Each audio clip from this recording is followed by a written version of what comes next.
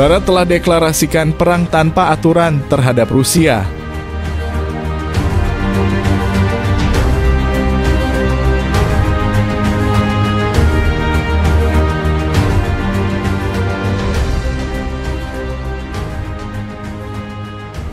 Wakil Kepala Dewan Keamanan Rusia Dmitry Medvedev mengatakan negara-negara Barat telah mendeklarasikan perang tanpa aturan terhadap Moskow.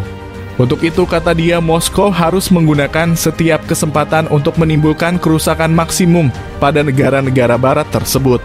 Menurut mantan Presiden Rusia tersebut, setiap kelemahan Amerika dan sekutunya harus dieksploitasi untuk melemahkan mereka dan menghambat kehidupan warga negara mereka. Komentarnya itu sebagai reaksi terhadap sanksi terbaru yang diumumkan oleh Washington. Apakah mereka takut kita akan mentransfer senjata kita kepada musuh-musuh dunia Barat? Kita harus mengirimkan segala jenis senjata, kecuali nuklir untuk saat ini, tulis Medvedev di media sosial seperti dikutip dari Russia Today Jumat. Apakah mereka takut dengan gelombang anarki dan kejahatan di kota-kota besar? Kita harus membantu mengganggu otoritas kota mereka. Lanjut dia. Menurutnya, Rusia dapat memicu perang di luar angkasa dan melakukan kampanye perang psikologis terhadap warga negara Barat, sehingga mereka gemetar di bawah selimut di rumah mereka yang nyaman, ujarnya, dan melancarkan gelombang berita palsu untuk mengubah hidup mereka menjadi mimpi buruk yang tidak pernah berakhir, di mana mereka tidak bisa membedakan kenyataan dari fiksi paling liar, paparnya. Moskow, sambung Medvedev, harus menghapus infrastruktur energi, industri, transportasi, perbankan, dan layanan sosial mereka. Tanamkan ketakutan akan kehancuran semua infrastruktur penting, seru politisi sekutu utama Presiden Vladimir Putin tersebut. Putaran terbaru pembatasan Amerika terhadap entitas Rusia menargetkan sektor energi, logam, dan pertambangan, serta sektor keuangan.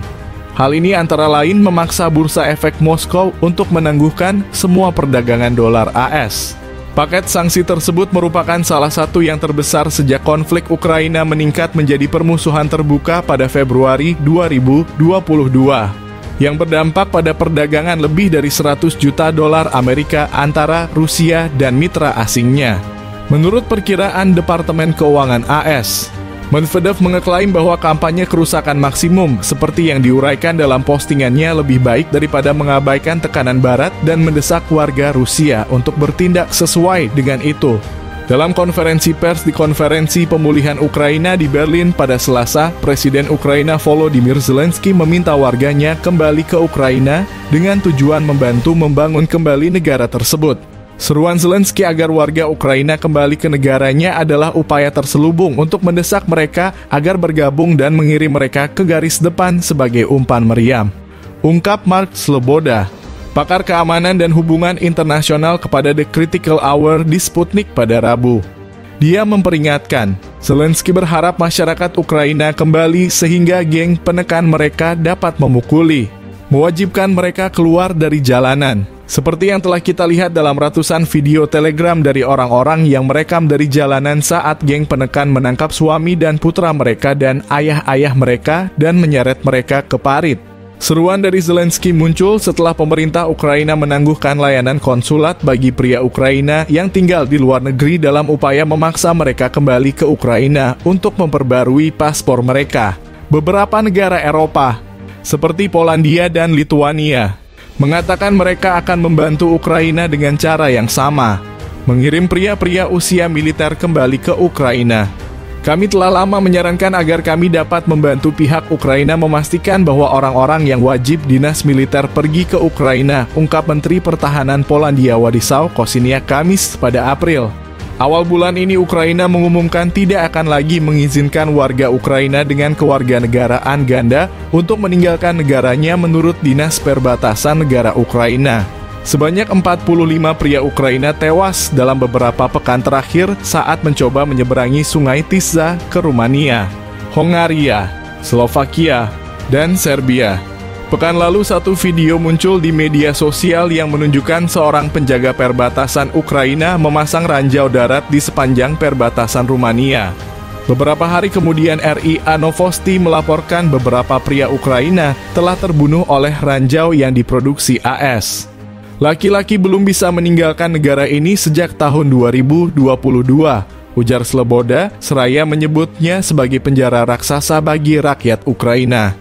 Jadi, ketika Zelensky meminta orang-orang untuk kembali, warganya sendiri berusaha mati-matian untuk meninggalkan negaranya, papar Sloboda kemudian. Banyak dari mereka meninggal dalam proses tersebut. Selama sepekan terakhir, ada 2 kasus pelarian massal dari Ukraina, menurut Sloboda. Sekelompok 32 orang yang melarikan diri, banyak dari mereka dilaporkan intelijen dan polisi Ukraina yang terpaksa dikanibal oleh badan keamanan mereka sendiri untuk dikirim ke garis depan sekarang, jelas Sloboda.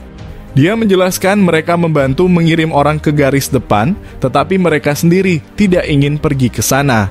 Pelarian massal lainnya adalah 1 minibus, yang dilaporkan berisi 18 orang di dalamnya, yang berhasil melarikan diri ke Hongaria. Menurut Sloboda dan gambar online, dan Hongaria adalah lokasi yang baik untuk ini.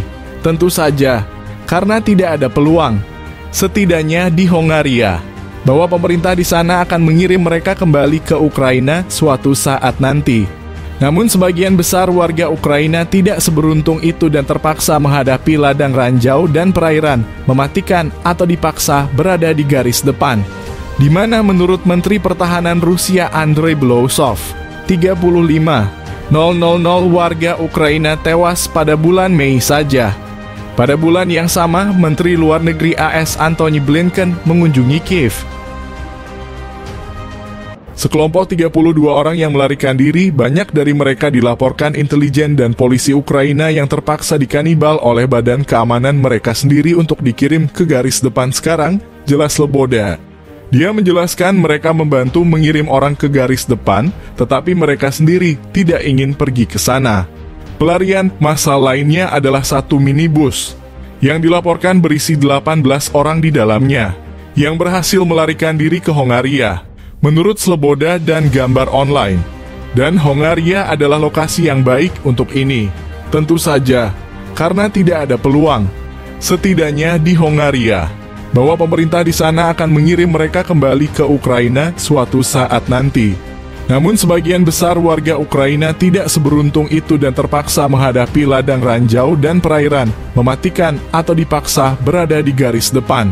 Di mana menurut Menteri Pertahanan Rusia Andrei Blousov, 35.000 warga Ukraina tewas pada bulan Mei saja. Pada bulan yang sama, Menteri Luar Negeri AS Antony Blinken mengunjungi Kiev.